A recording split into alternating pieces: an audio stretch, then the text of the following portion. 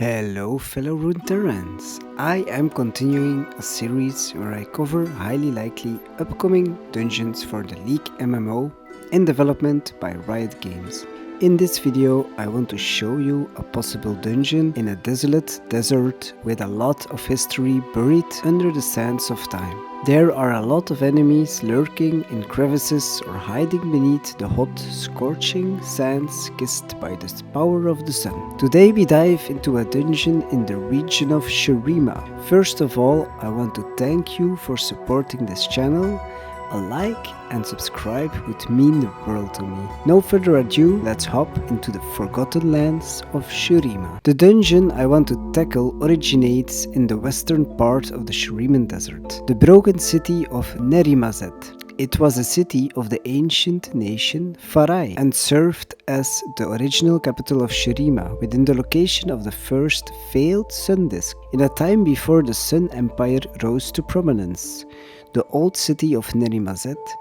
It was there that sun worshippers made the first iteration of a sun disk. Due to unspecified reasons, this was unsuccessful, and the city became a vassal state enslaved to the rising empire which had accomplished the ascension ritual. It wasn't until Azir's death that spurred surviving ascended warriors to seek revenge for the collapse of their glorious empire. Later on, we see that those enraged ascendant actually became the Darkin race, corrupted by blood magic taught by Xolani. Enraged with spite, the Ascendant massacred Nerimazet inhabitants and burned the city that produced the very slave Xerath who assassinated their emperor. So, long story short, Xerath became sort of a Bakai. The Bakai are a result of the failed ascension ritual, so they are seen as outcasts in Shurima.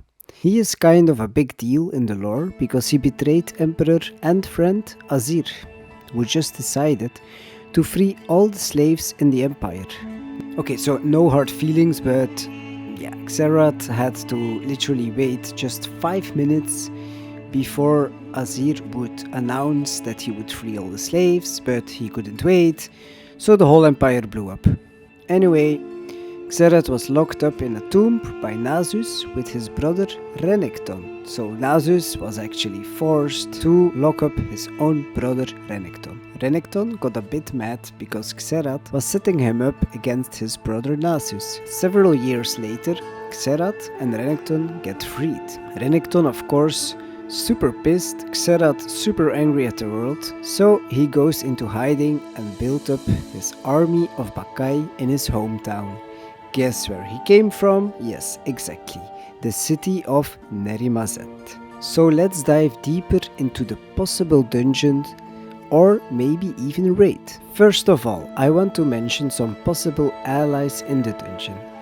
As we analyze the lore, Nasus or even Azir could be a possible ally, and maybe, just maybe, we see Renekton as an ally of Xerath first, protecting the city, but Nasus and the hero players convince him to join his side.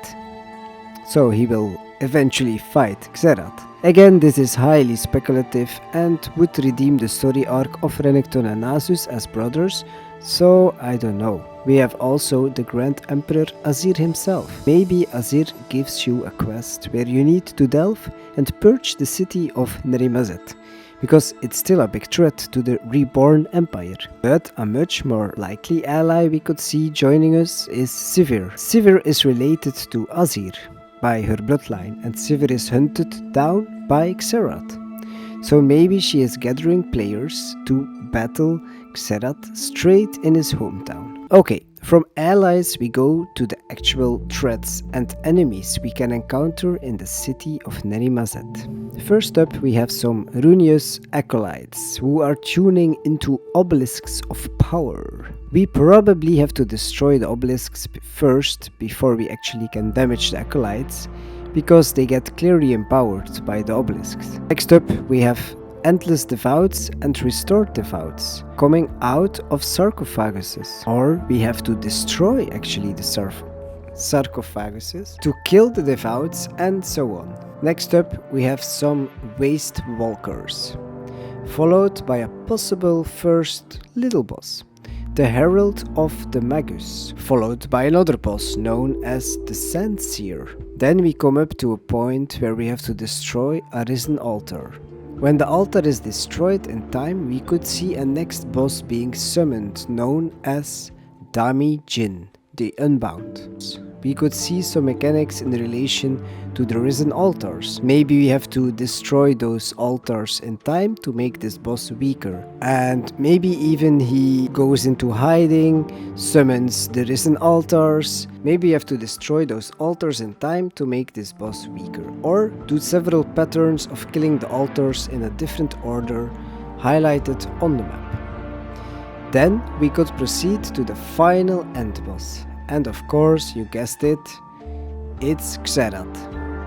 And Xerath is an interesting one. There could be 3 levels of Xerath. The first level would be his first form, second level his final form, but there is also a third level. The third level is linked with the Ascension ritual with a broken sun disk. If we kill it before the ritual would be complete, we eventually kill Xerath, but if the Ascension ritual would be completed, we could see Xerath go insane and give us a shock of arcane energy to all party members. So everyone would eventually die. I think there will be some mechanic involved with a failed Ascension ritual, as we can see in the Runeterra cards. Well, congrats! We finished off Xerath and saved the day. Let me know if you would like to see other dungeons in the world of Runeterra. There are so many options to choose from. I think Legends of Runeterra is such a valuable resource if you take the time to analyze the cards and how the cards interact with each other.